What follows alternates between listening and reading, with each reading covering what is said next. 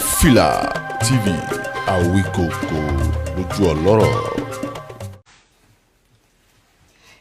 Hello gbogbo ẹ̀yin olólùfẹ́ Tọ́pẹ́ Àlàbí níbikíbi tẹ́ ti ń wò mí tẹ́ ti ń gbọ́ mi káàkiri gbogbo àgbáńlá ayé. Orúkọ mi ò máa yí padà. Tọ́pẹ́ Àlàbí náà ní Ilé Ìsọjí Àlàbí ni mo wà Ọlọ́run kẹ́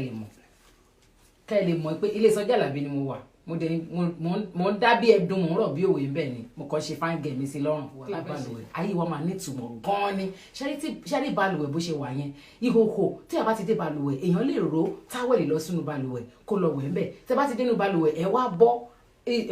tuwẹ̀lì yẹn kúrò ń bẹ̀ ẹ bọ́ kúrò lára balùwẹ̀ yẹn rí ìhòhò gbogbo èèyàn ó rí gbogbo nǹkan tẹ́ ń ṣe ó rí gbogbo ó rí bẹ́ẹ̀ ṣe ń wẹ̀ ó rí àwọn ìdọ̀tí balùwẹ̀ rí ṣùgbọ́n jẹjẹ́ mọ̀ kókò ní ṣe kí ni kò ní la inú ẹ̀ báyìí kó fi sọ̀rọ̀ ẹ máa sọ pé àbálùwẹ̀ lẹ́nu ni gbogbo nǹkan tó wà láyé pátápátá ló ní ẹ̀mí tó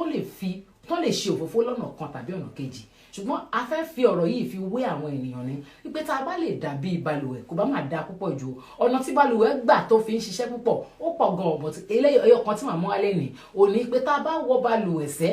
a wọ balùwẹ̀ a lè wọ balùwẹ̀ ẹlòmíì wọ balùwẹ̀ pẹ̀lú aṣọ tó kàn sáré wọbẹ̀ pé bóyá mo ẹ̀ṣẹ̀ tún lè ṣe tán ara mi dọ̀tí ẹ má jẹ́ kí n bọ́ sínú jẹ́ kí n lọ bọ́ ní balùwẹ̀ a wá bọ́ sílẹ̀ lẹ́ balùwẹ̀ a wọnú ibi tó ti máa bomi sára a bẹ̀rẹ̀ sí ní bomi sára ṣojú balùwẹ̀ ló ṣe ń bomi sára gbogbo ìdọ̀tí tó wà lára ẹ̀ ṣojú balùwẹ̀ ló ṣe ń ṣe ṣùgbọ́n síbẹ̀síbẹ̀ kí ló máa ṣẹlẹ̀ síbẹ̀síbẹ̀ balùwẹ̀ ò mà ní sọ wípé ìhòhò ẹ tí mo rí lánàá torí ẹ̀ mo ṣe fẹ́ rí ẹ fín balùwẹ̀ ọ̀dẹ̀ kì í sọ fún èèyàn wípé má padà wá lọ́la mọ́ gbogbo ìdọ̀tí tá à ń ṣe sára balùwẹ̀ gbogbo nǹkan tá à ń ṣe sára balùwẹ̀ ní padà sọ fún ẹ láíláí pé má padà wá lọ́la mọ́ tó bá tún dé àtúnni káàbọ̀ ṣáà lè ṣe bí balùwẹ̀ ṣáà lè máa ṣe bẹ́ẹ̀ bí balùwẹ̀ kí la ṣe lè máa ṣe bí balùwẹ̀ ní pé ẹ jẹ́ kí gbogbo wa àtọ̀gá àtọmọṣẹ́ àti ọkùnrin àtobìnrin àtìyàwó àtọkọ ẹ jẹ́ ká máa ní ìpamọ́ra ẹni tí balùwẹ̀ fẹ́ kọ́ alẹ́ nìyẹn ẹ jẹ́ ká máa ní ìpamọ́ra lórí ohun gbogbo tá a bá ń ṣe nǹkan ọkọ ẹ má jẹ́ kí gbogbo nǹkan tètè máa kó tètè máa piss wa off everything kíákíá ẹlòmíì kò kí ń fẹ́ wà pissed off kìnnìkan I don't like the way she talk I don't like the way you can correct her you can correct him. You can tell your husband, I don't like the way you are doing to me. I don't like your behavior. I don't like your character towards this thing, towards that. Mo feel pé tá bá ń ṣe àwọn nǹkan bẹ́ẹ̀ yẹn, ó máa jẹ́ kí ìgbésí ayé dáa. Wọ́n ní pé tá bá ń fẹ́ kí change wà, àwa gangan ni àkọ́kọ́ tá máa kọ́ change náà. Ìwọ gangan kọ́kọ́ yí padà náà kó tó yí ẹnìkan padà. Ẹ má gbàgbé o, ẹ jẹ́ ká máa ṣe bí balùwẹ̀. Ìyẹn ni pé ká ní ìpamọ́ra. Ká lè correct ara wa ká máa tọ́ ara wa sọ́nà ká má máa fi gbogbo ìgbà bínú má jẹ́ ká máa fi gbogbo ìgbà máa sọ wípé kí ló dé ganan mi tẹ̀ láì bó ṣe máa ń ṣe ìtẹ̀lẹ̀ kíkẹ́kíkà ẹ jẹ́ ká máa para wa ẹ má jẹ́ ká máa ní ìpamọ́ra ká máa ní endurance ẹ jẹ́ ká lè máa bára wa sọ̀rọ̀ ẹni tó bá ń ṣe tí ò bá ṣe dáadáa ẹ jẹ́ ká bá sọ̀rọ̀ gẹ́gẹ́ bí balùwẹ̀ ṣe máa ń ṣe tó yẹ pé tẹ́ ẹ bá wálé tẹ́ ẹ bá dàdọ̀tí síbẹ̀ tẹ́ ẹ wẹ̀dọ̀tí síbẹ̀ tẹ́ ẹ nọ̀dọ̀tí síbẹ̀ tẹ́ ẹ bá tún padà ńjọ́ kejì á tún ṣe kíni á tún fi gbogbo ara á fi gbà yín ẹ jẹ́ mọ̀ pé ìwà yìí kò yàtọ̀ púpọ̀ ohun tí ó kàn fi jìnnà sí ni pé Jésù Olúwa wa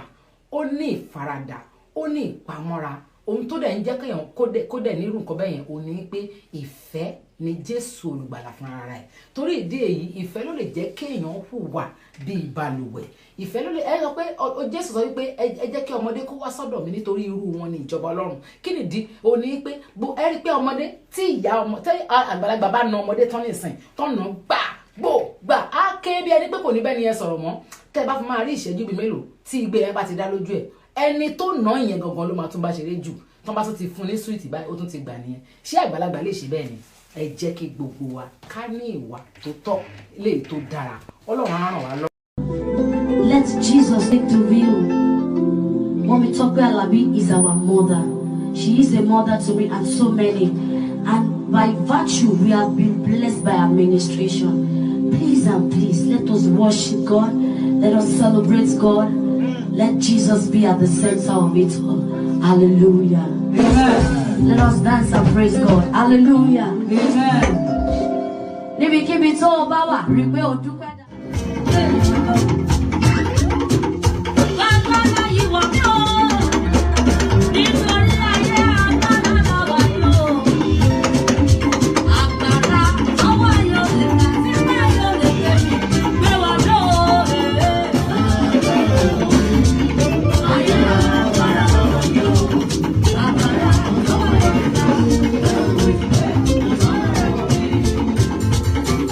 Baba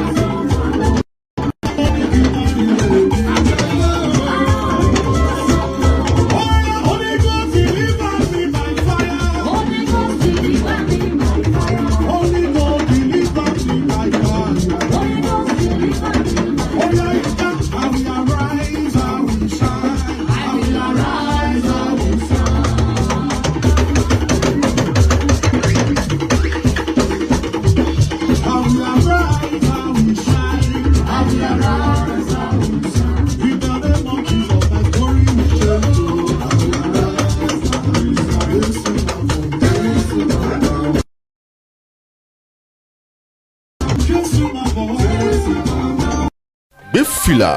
TV Àwíkòkò lójú ọlọ́rọ̀.